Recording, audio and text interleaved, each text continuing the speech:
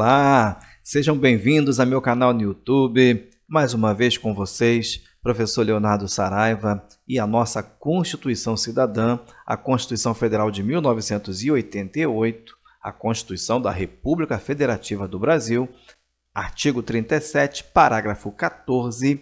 Nós vamos falar sobre o rompimento do vínculo previdenciário, a Emenda Constitucional 103 de 2019, a reforma da Previdência.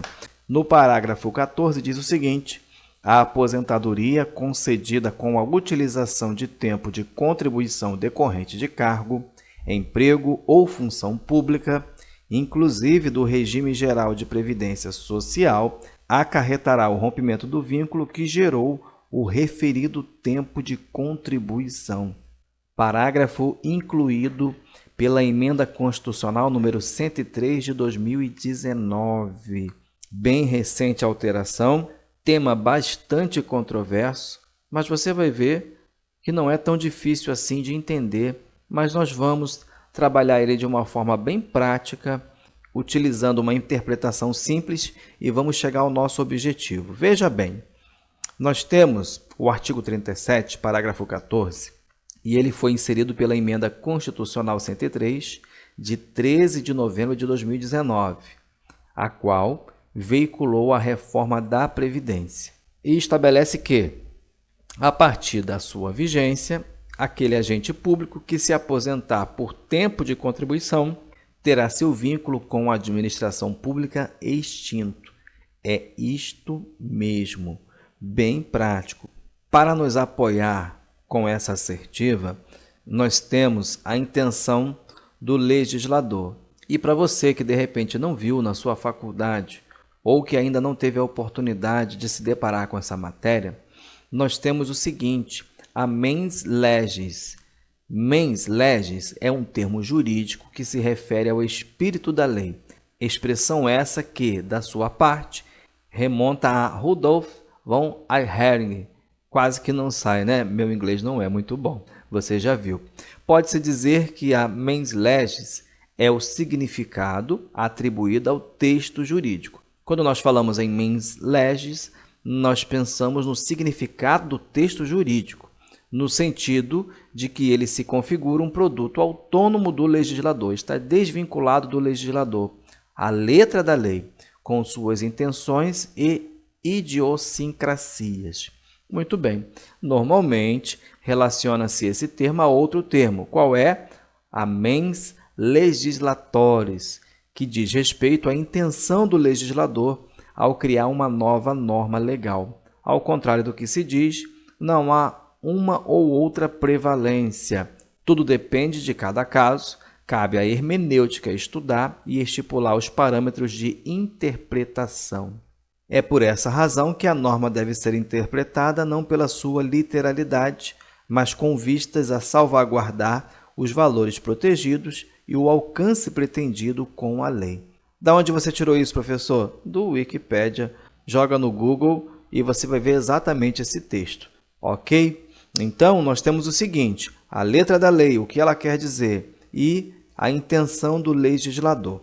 Falando em intenção do legislador, nós vamos ver o seguinte: a finalidade foi estabelecer nova lógica mais sustentável e justa de funcionamento para a Previdência Social, evitando custos excessivos para as futuras gerações e comprometimento do pagamento dos benefícios dos aposentados e pensionistas, e permitindo a construção de um novo modelo que fortaleça a poupança e o desenvolvimento no futuro.